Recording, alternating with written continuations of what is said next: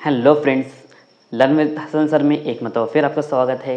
मैं हूं हसन शेख, लेकर आया हूं एक वीडियो आपके लिए।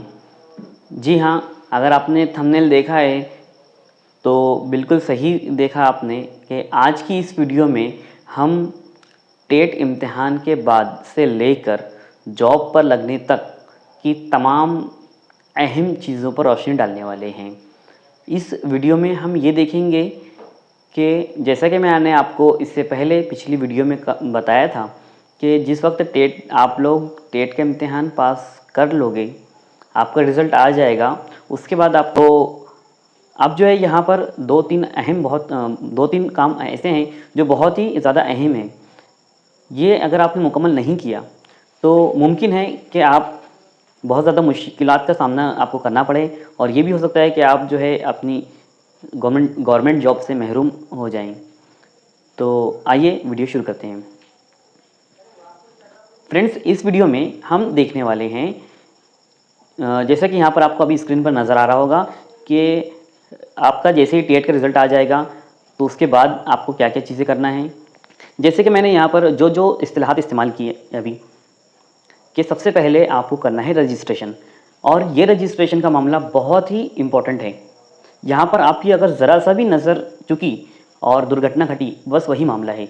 आपको आपका मोबाइल नंबर, आपका नाम, मोबाइल नंबर, पता और ये तमाम चीज़ें आपको बिल्कुल भी दुरुस्त और सही सही दर्ज करना है। नाम एज़ पर आधार आपका होना चाहिए। अभी आपके पास वक्त है, आप आधार को, अगर आपका आधार सही नहीं है उसे अभी दुरुस्त करवा लीजिए। ये क्योंकि आपको जॉब पर लगने तक आपको यही काम आएगा, और जॉब के लगने के बाद भी आपको इससे काफ़ी दिक्कत हो सकती है। इसीलिए इसे आज ही दुरुस्त कर लीजिए, जैसे आपके डॉक्यूमेंट्स है, जैसे दूसरे दस्तावेज़ पर नाम है। ठीक है। दूसरी चीज़, रजिस्ट्रेशन करने से पहले कर लीजिए, ऐन वक्त का इंतज़ार मत कीजिए। दूसरी चीज़ कि आपका मोबाइल नंबर या तो आप जो मोबाइल नंबर अभी रजिस्टर करने वाले हो उसको मुस्तकिल रखिए, या फिर अगर ये नहीं कर सकते आप, तो जो भी रजिस्टर करवा रहे हैं तो ऐसा नंबर डालिए जो परमानेंट आपके पास वो नंबर रहने वाला है। क्योंकि जब भी आप पवित्र पोर्टल पर आज के बाद से लॉगिन करेंगे तो ये नंबर आपको बहुत ज़्यादा ज़रूरत इसकी पड़ेगी आपको, क्योंकि आपको आईडी पासवर्ड डालने के बाद भी मोबाइल नंबर टाइप करना होता है और ओटीपी भी जाता है, तभी आपकी प्रोफाइल इसमें ओपन होती है। और अगर आपकी प्रोफाइल ओपन नहीं होगी तो आगे के कोई भी प्रोसीजर, जैसे कि प्रेफरेंसेस लॉक करना, जनरेट करना, ये सब काम आप कर ही नहीं सकते। ठीक है। तो ये चीज़ होगी आपके रजिस्ट्रेशन के ताल्लुक से। रजिस्ट्रेशन में एक दो तीन चीज़ें और हैं। अच्छा हाँ, एमएससीआईटी से याद आया कि अगर एमएससीआईटी तो मुमकिन है सब लोगों ने कर लिया होगा, लेकिन नहीं किया हुआ तो आज ही एडमिशन लो और आज ही कर लो, क्योंकि ये इंतहाई ज़रूरी है और नहायत ही कंपलसरी है एमएससीआईटी करना। अगर आपका 10वीं में मराठी नहीं होगा, आपने कुछ और लैंग्वेज लिए होगी, आपने पर्शियन या अरबिक लिया होगा मराठी को छोड़कर, तो मराठी आइसोलेटेड के इम्तिहान होते हैं, वो आपको देना ज़रूरी है। और अगर आपने हिंदी छोड़ा था तो आपको हिंदी का भी आइसोलेटेड का इम्तिहान होता है अलग से, वो भी आपको पास आउट करना ज़रूरी है।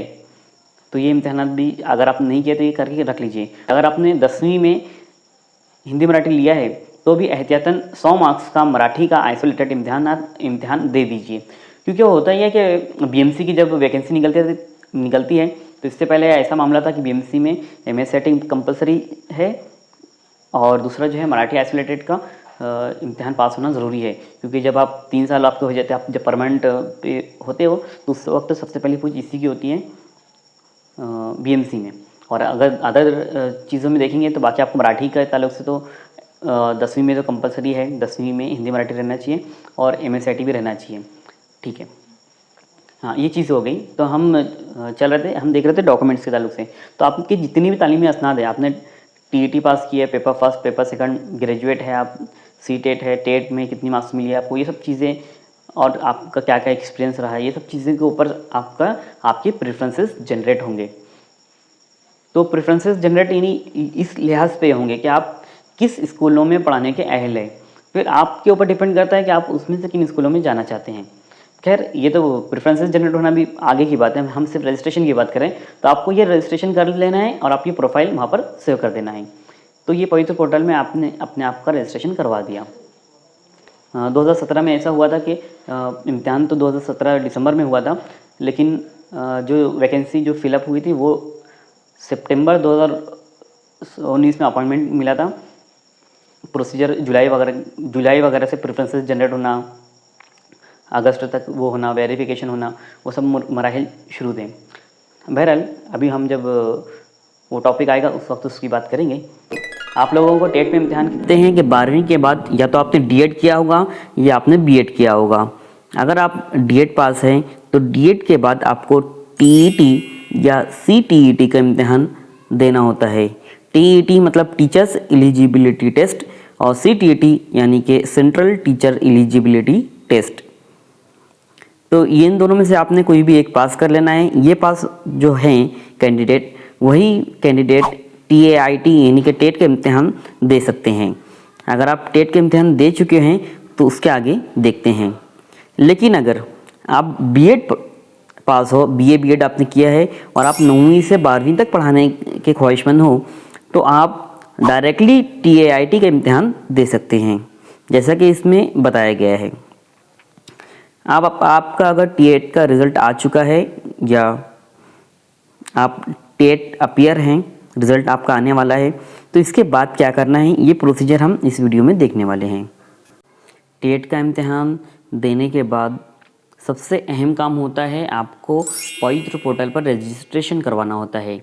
अब ये रजिस्ट्रेशन इसकी आपको नोटिफिकेशन आएगी, तो जब आपको पवित्र पोर्टल पर अपने आप का रजिस्ट्रेशन करवाना होता है, यहाँ पर आपका नाम, आपका एड्रेस, आपका मोबाइल नंबर और आपकी ईमेल आईडी, जीमेल अकाउंट, ये सब इसके बारे में तफसील आपको यहाँ पर अपलोड करना होती है। और इसके अलावा आपकी तालीमी काबिलियत, आपकी क्वालिफ़िकेशन, आप टीटी या सीटीईटी अगर पास है तो वो उसमें कितनी मार्क्स है, टेट में आपने कितनी मार्क्स हासिल किए, इसमें तमाम चीज़ें। टेट का डेटा तो ऑलरेडी रहता है, टेट की मार्क्स, इसके अलावा जितनी चीज़ें हैं सब इसमें इंक्लूड करना होती है और यहाँ पर आपकी एक प्रोफाइल बनाई जाती है।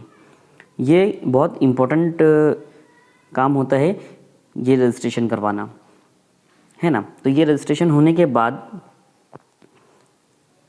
इसमें जो है डॉक्यूमेंट्स, रजिस्ट्रेशन करवाने से पहले आप लोगों को अपने डॉक्यूमेंट्स क्लियर कर लेना है। जैसे आपका आधार कार्ड पे आपका नाम सही है या नहीं, या जो भी चीज़ें हैं वो आपको कर लेना है। ये क्या चीज़ें हैं मैं आपको आगे बताऊंगा, अभी ज़रा ये देखते हैं।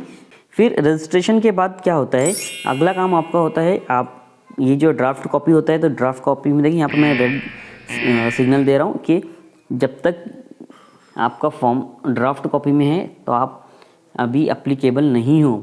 इसके बाद आपको क्या करना होता है, जब आप सेव करते हो तो सेल्फ सर्टिफाइड करना होता है। आपको ओटीपी आता है और आपको उसके ज़रिए उसको सर्टिफाइड करना होता है। और सर्टिफाइड करने के बाद आपका जो डेटा है वो पवित्र पोर्टल पर वहाँ पर अपलोड हो जाता है, वहाँ पर सर्टिफाइड हो जाता है। उसके बाद आपको पवित्र पोर्टल के ज़रिए प्रेफरेंसेस जनरेट होते हैं, यानी जनरेट प्रेफरेंसेस का जो है प्रोसीजर होता है कि तो इसमें आपकी जो टेट में आपकी मार्क्स है, सीटीटी टीटी की मार्क्स है, आपकी तालीमी काबिलियत है, और जैसे कोई बीए भी किया है, बीएड भी किए हैं और आप डीएड की बेस पर ही जॉब करने वाले हैं, लेकिन इसमें तमाम चीज़ें यहाँ पर आपने अगर इंक्लूड की है, जैसा आपने रजिस्ट्रेशन करवाया है, उस लिहाज से आपकी प्रेफरेंसेस जनरेट होते हैं।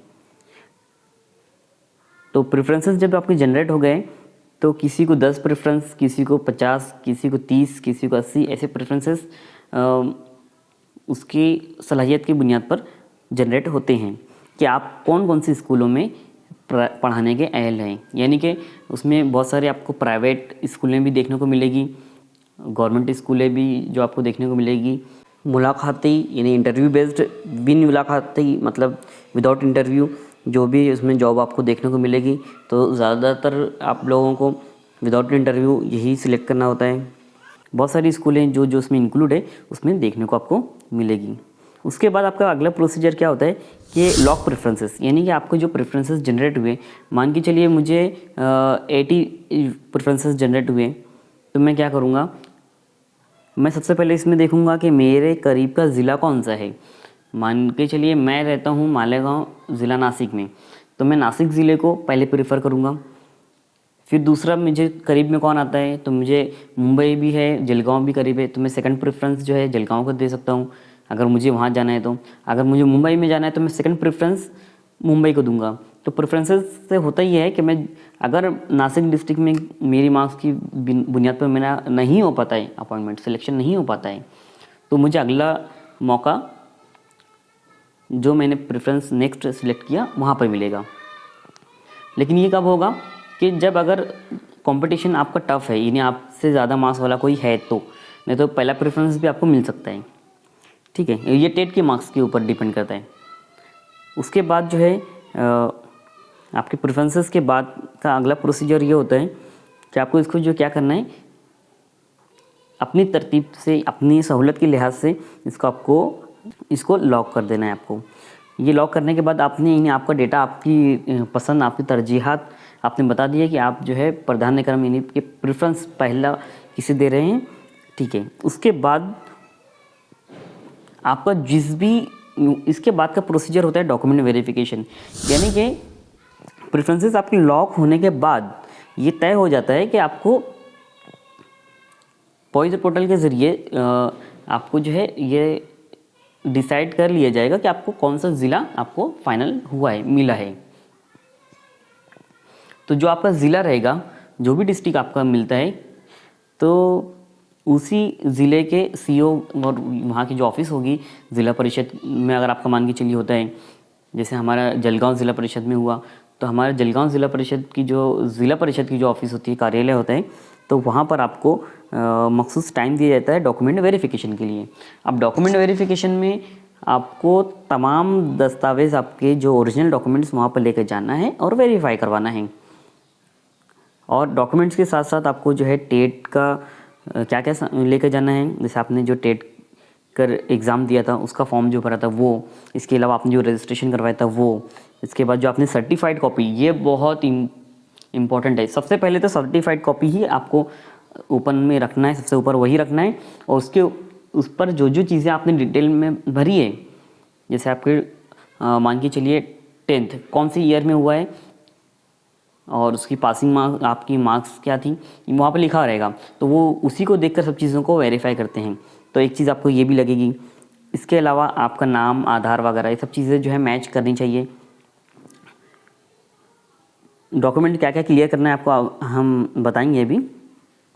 उसके बाद देखिए डॉक्यूमेंट वेरिफिकेशन आपका हो जाएगा, तो उसके बाद अगला प्रोसीजर ये होता है कि आपको अपॉइंटमेंट लेटर यानी कि आपका जॉइनिंग लेटर जो है ये दिया जाता है। अब ये कैसे मिलता है कि मान के चलिए जब आपका डॉक्यूमेंट वेरिफिकेशन होता है, तो आप अगर किसी बड़े ज़िले में गए हो, तो वहाँ पर अगर 60, 70, 80 लोग हैं, तो डॉक्यूमेंट वेरिफिकेशन का 8 दिन, 10 दिन, 15 दिन ऐसे जो है मामला चलते रहते हैं। आपको जिस दिन आपकी डेट आएगी, आपको उस तारीख को जाकर आपको वेरीफाई करवाना होता है ना। तो आपका ये वेरिफिकेशन होगा। वेरिफिकेशन होने के हमको 1 महीने के बाद जो है हमारा अपॉइंटमेंट लेटर यानी कि जॉइनिंग लेटर वहाँ पर मिल गया था। जॉइनिंग लेटर मिलने के लिए भी इसी तरह एक बड़े से हॉल में हम लोगों को जलगांव में बुलाया गया था, और वहाँ पर जो है जॉइनिंग लेटर जो यानी समुपदेशन यानी कि मार्क्स के लिहाज से जो एक लिस्ट तैयार की गई थी और नाम के साथ अनाउंस किया जा रहा था, वो वहाँ पर जाएंगे और जो स्क्रीन पर इस तरह से बताया जा रहा था कि कहाँ कहाँ पर जगह खाली है, कौन से ताल्लुके में आपको चाहिए। तो जैसे ही अगर आप सिलेक्ट करते हो फला ताल्लुके में या फला ताल्लुके के फला स्कूल, वहाँ पर आपको देखने को मिलेगा स्क्रीन पे। तो वहाँ पर इसके जो है अहम कार्यकर्ता वहाँ पर सारे मौजूद रहेंगे और वहीं पर आपको आपका ऑर्डर जो है दे दिया जाएगा, उसके ऊपर आपके स्कूल का नाम लिख दिया जाएगा और उसी वक्त आपको जगह पर जॉइनिंग लेटर जो है दे दिया जाएगा। तो 50, 60, 70, 80 जितने भी लोग रहेंगे आपको एक साथ वहाँ पर जॉइनिंग लेटर दे दिया जाएगा। तो हमारे वक्त में ये प्रोसीजर चला था कुछ 5 बजे तक 11 सितंबर को 2019। तो उसके बाद हमको जब लेटर मिला तो उसके अगले दिन हमको जाकर स्कूल पर हाज़िर होना था। तो हमने जो है नेक्स्ट डे यानी कि 12 सितंबर को हम फिर वहाँ पर गए स्कूल पर, हमारे स्कूल पर, और वहाँ पर जाकर हमको स्कूल में रुजू होना है, हाज़िर होना है। तो हमारा अपने एचएम जो है अपनों को एक लेटर लिख कर दे देंगे, एक लेटर लिखेंगे कि हाँ ये टीचर इस स्कूल में आज की डेट से रुजू हुआ है, पंचायत समिति में उसकी रिपोर्टिंग हमको करना होती है। ठीक है, उसके बाद क्या प्रोसीजर है इंशाल्लाह वो हम जॉब पर लगने के बाद देख लेंगे। अभी यहाँ पर जो जो बातें अहम रह गई हैं अब हम उसके ऊपर फोकस करते हैं। उम्मीद करता हूँ कि आपको प्रोसीजर क्या होता है गवर्नमेंट जॉब पर लगने के लिए पवित्र पोर्टल के ज़रिए किस तरह से हुआ था इससे पहले, और जो नई प्रणाली है पवित्र पोर्टल की, तो उसके बारे में अब एक आपको खाका जहन में आ चुका होगा। तो ठीक है, अब हम जो है यहाँ पर अहम अहम चीज़ों को ज़रा सा हाईलाइट कर लेते हैं। सबसे पहली चीज़ ये है कि टेट का इम्तिहान देने के बाद आपको कौन कौन से डॉक्यूमेंट्स क्लियर करना है। अभी आपके पास वक्त है और सबसे गोल्डन वक्त यही है, और अगर आपने अब लापरवाही की तो आपको इसका खामियाजा ज़िंदगी भर भुगतना पड़ सकता है। तो देखते हैं सबसे अहम चीज़ें इसमें क्या है, आपको कौन कौन से डॉक्यूमेंट्स क्लियर करना चाहिए और कौन से रखना चाहिए। अभी फ़िलहाल आपको टेट का आपने फॉर्म भरा था तो उसके डॉक्यूमेंट्स, उसका जो आपने जो फॉर्म भरा है उसकी जो है 2-3 सेट ज़ेरॉक्स करके आप लोग रख लीजिए, उसकी आपको ज़रूरत पड़ेगी। इसके अलावा जब आप अभी आपके पास जो डॉक्यूमेंट्स हैं, जैसे आधार में अगर नाम मिसमैच है, अगर आपका आधार पर नाम मिसमैच है तो उसको भी करेक्ट कर लीजिए, जो भी फाइनली आपका जो होता है आपके जो डॉक्यूमेंट्स पर है उस लिहाज से। और क्योंकि उसी की बुनियाद पर आपका शालार्थ आईडी स्कूल में जो आपकी बहुत अहम होती है वो बनती है। और आधार के साथ साथ आपके पास जो तालीमी असनाद हैं उनके ऊपर भी नाम आप देख लीजिए। और दूसरे जो आपके सर्टिफिकेट्स हैं, जैसे कि अगर आप कास्ट में हो, आपके पास जो है वैलिडिटी आपको बना है या नहीं है, अगर नहीं है तो उसको बनवा लीजिए, क्योंकि आगे आपको हो सकता है थोड़ा सा वक्त मिले, लेकिन ये काम अगर आपने पहले से ही बनवा के रखा तो आपका काम ज़्यादा बेहतर तरीके से हो सकता है। ये सब, और इसमें टच में रहिए, जो ऑथेंटिक चैनल्स हैं उनसे आप टच में रहिए। हमारे उर्दू मीडियम के लिए इकबाल अंसारी सर जो है काफ़ी मेहनत करते हैं, अनीस बलदार सर, अल्लाह ताला उनकी मेहनतों को कबूल करे।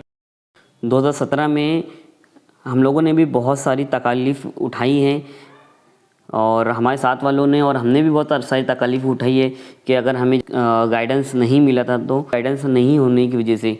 लेकिन बहरहाल आते हैं हमारे टॉपिक पर। अभी जैसे कि रहमान पठान सर है, मराठी में वो बनाते हैं, तो बहुत सारे लोग ये बोलते हैं कि मराठी हमको नहीं समझती है, तो उसके ऊपर से मैं बता दूं कि मराठी में भी आपको जो है नॉलेज रखनी चाहिए, क्योंकि आपको मराठी आना ही चाहिए। आप जब सरकारी दफातर में जितने भी काम रहेंगे आपके यहाँ से, सब आपको मराठी में ही करने होंगे, तो उसके ऊपर भी आपको थोड़ा फोकस कर लेना है और सीख लेना है। हमारे लोगों का ये बहुत बड़ा अलमिया है। अब हम आते हैं वापस से हमारे टॉपिक पर कि रजिस्ट्रेशन करवाना है। रजिस्ट्रेशन करवाने के वक्त कुछ लोग अभी ये देख रहे हैं, ये बता रहे हैं कि IBPS में हमने रजिस्ट्रेशन करवाया था उसमें कुछ अलग डिटेल थी, अब हम कुछ अलग डाल रहे हैं। IBPS का जो इम्तिहान हो चुका है, जो रजिस्ट्रेशन हुआ था टेट का इम्तिहान, वो एक अलग था।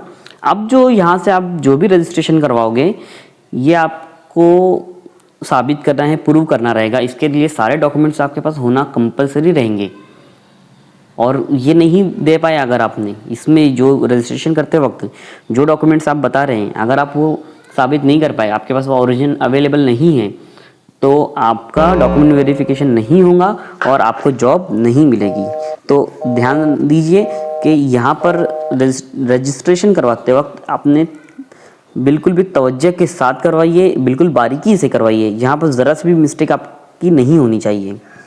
रजिस्ट्रेशन होने के बाद आपको जो है ड्राफ्ट कॉपी वगैरह जो आपको देखने को मिलती है, तो उसको फिर आपको सेल्फ सर्टिफाइड करना होता है। उसका कुछ वक्त दिया जाता है कि अगर कुछ चेंजेस है तो उसके बाद फिर आप फाइनल कंफर्म कर देते हैं, तो उसको सर्टिफाइड करना ना भूलिए।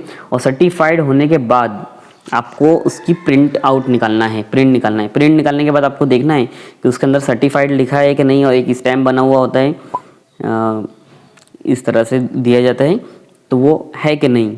अगर वो है मतलब तभी आपकी कॉपी सर्टिफाइड है। और ये बहुत अहम डॉक्यूमेंट है, ये इसकी भी जो है ना 3-4 कॉपी आप बंच की प्रिंट निकाल के रख लीजिए, क्योंकि जब डॉक्यूमेंट वेरिफिकेशन के लिए जाएंगे ना आप, तो सबसे पहले आपको ये सर्टिफाइड कॉपी के बारे में ही पूछा जाएगा। सबसे पहले वो उसको रखना है, और जो तरतीब के जो डॉक्यूमेंट्स दिए जाएंगे लगी रहेगी जो लिस्ट, उस लिहाज से डॉक्यूमेंट रखना रहेगा। उसके बाद है आपका जनरेट प्रेफरेंसेस। तो आपको एक टाइम दिया जाएगा, जो उस वक्त आपके प्रेफरेंसेस जनरेट आपको करना रहेंगे। तो आपको आपकी क्वालिफ़िकेशन के हिसाब से टेट की मार्क्स डीएड है, आप बीएड है, बीए डीएड है, या जो जो स्कूलों में आप पढ़ाने के अहल हैं उस लिहाज से आपको जो है प्रेफरेंसेस जनरेट की होंगे। तो उसमें से आपके जो पसंद के जो प्रेफरेंसेस है, आपको करीब का जो ज़िला है आपको जो लगता है आप वो सिलेक्ट कीजिए। इसमें जितनी मार्क्स आपकी ज़्यादा होगी उतना आपका चांसेस बढ़ जाता है आपको करीब आपका ज़िला मिलने से। ठीक है, इसका कोई मेरिट और कट ऑफ जो बहुत सारे लोग बोलते हैं कितनी भर्ती है क्या है। उसके बाद जो है आपको रहता है अगला प्रोसीजर कि लॉक प्रेफरेंसेस। तो आपने प्रेफरेंसेस पहले जनरेट होते हैं, जनरेट होने के बाद मान के चलिए आपके 50 प्रेफरेंसेस जनरेट हुए, 80 प्रेफरेंसेस जनरेट हुए, तो आपको क्या करना है, आपकी जो पसंद के जो प्रेफरेंसेस है उसका अवलियत देते हुए पहले आपने प्रिंट आउट निकालना है उसकी, और आपकी जो पसंद की जो प्रेफरेंसेस है उसको पहले तरजीहात आपको देना है। मिसाल के तौर पे मैंने अभी बताया कि अगर आप नासिक डिस्ट्रिक्ट से हो तो आप नासिक डिस्ट्रिक्ट को पहले प्रीफर करोगे, लेकिन अगर उसमें भी आपको नगर पालिका, महानगर पालिका अगर ऐसा कुछ दिखता है तो उस लिहाज से आपको उसके अंदर प्रीफर करना होता है। ठीक है, लॉक प्रेफरेंसेस। इसके बाद आपको क्या करना है, प्रेफरेंस में आपने तरतीब देना है और उसको लॉक कर देना है। अच्छा हाँ, और जब जब भी आप इसको ओपन करोगे रजिस्ट्रेशन आपके इसको, तो जब आप जिस वक्त रजिस्ट्रेशन करवा रहे होते हैं ना तो आपको आईडी दिया जाता है। हमारे वक्त में आईडी तो हमारा सेट एग्ज़ाम सेट नंबर ही था, सेट टेट 019 इस तरह से, तो हो सकता है आप लोगों का भी वही रहे। उसके बाद जो है आपको पासवर्ड जनरेट करना होता है। पासवर्ड जनरेट करते वक्त बिल्कुल भी ध्यान देने वाली बात ये होती है रजिस्ट्रेशन के वक्त कि आपको ऐसा मोबाइल नंबर प्रोवाइड करना है जो आपके पास हमेशा रहे, परमानेंट रहे। ऐसा मोबाइल नंबर अगर आपका बंद हो जाता है किसी वजह से तो आप बहुत बड़ी मुश्किल में आ जाएंगे, आप लॉगिन कर ही नहीं सकते, तो आपका अगला कुछ मामला आगे बढ़ेगा ही नहीं। ठीक है, तो मोबाइल नंबर ऐसा ही दीजिए जो मुस्तकिल आपके पास रहने वाला है। इसके अंदर अब आपको क्या करना है कि जिस वक्त आप लॉक प्रेफरेंसेस भी करेंगे ना तो आपको उस वक्त आपको क्या पूछेगा, आपको मोबाइल नंबर इंटर करना रहेगा और उसके ऊपर वो OTP भेजेगा रजिस्टर्ड मोबाइल नंबर पे आपके, तो वो OTP आपको इंटर करेंगे तो अब आपके प्रेफरेंसेस लॉक हो जाएंगे। फिर उसके बाद डॉक्यूमेंट वेरिफिकेशन का मामला आता है। तो इस वक्त तक आपके जो है ज़िला सिलेक्ट हो चुका रहता है, और मान के चलिए अगर आपका जलगांव डिस्ट्रिक्ट सिलेक्ट हुआ या मुंबई डिस्ट्रिक्ट सिलेक्ट हुआ तो आपको उस ज़िले में जाकर, जैसे हमारा ज़िला परिषद जलगांव का था तो हमें वहाँ पर जाकर हमारे डॉक्यूमेंट का वेरिफिकेशन करवाना था। तो ज़्यादा बच्चे होने की वजह से, ज़्यादा कैंडिडेट होने की वजह से आपको तारीखें दी जाती है कि इस तारीख से इस तारीख के बीच में आपको यहाँ पर आना है। तो वहाँ पर हम लोगों ने डॉक्यूमेंट वेरिफिकेशन करवाया। डॉक्यूमेंट वेरिफिकेशन बहुत ही स्ट्रिक्टली होता है, यहाँ पर ज़रा सी भी आपको कोताही नहीं करना है। यहाँ पर आपको जो होता है कि आपकी सर्टिफाइड कॉपी जो होती है ना उसके लिहाज से आपने उसमें जो जो एंट्री की है वही एंट्री वाले डॉक्यूमेंट्स आपको यहाँ पर सादर करना होता है, यहाँ पर बताना होते हैं। अगर आप वैसा करने में नाकाम रहे तो आपका अपॉइंटमेंट लेटर आपको नहीं मिलेगा, तो आप यहाँ पर आपका सिलसिला यहीं पर मुनक़ते हो जाएगा। तो आपको जो है सारे डॉक्यूमेंट्स यहाँ पर आपको देना होते हैं। उसके बाद अगली चीज़ आती है अपॉइंटमेंट लेटर की। उसके 1 महीने के बाद आपको जो है अपॉइंटमेंट लेटर के लिए आपकी डेट दी जाएगी, उस तारीख को आपको जाना रहता है वहाँ पर। और जैसे हम लोगों को 2 बार से अपॉइंटमेंट लेटर के लिए जलगांव में जाना था तो हम लोग वहाँ पर गए, तो वहाँ पर समुपदेशन लगाया गया था, मतलब जितने भी कैंडिडेट थे नियर अबाउट 80 कैंडिडेट थे, तो वहाँ पर सब लोग जमा हुए थे।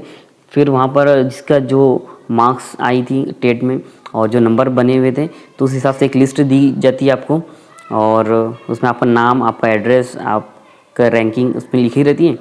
और फिर जैसे ही आपका नाम आएगा आपको अनाउंस किया जाएगा और आपको वहाँ पर जाना है। डिस्प्ले पर सारी ताल्लुके लिखे हुए हैं, उसमें से आपको आपकी पसंद का, आपके नंबर आने तक जितनी चीज़ें बची रहेगी जो ताल्लुके, आपको उसमें से कोई एक सिलेक्ट करना है।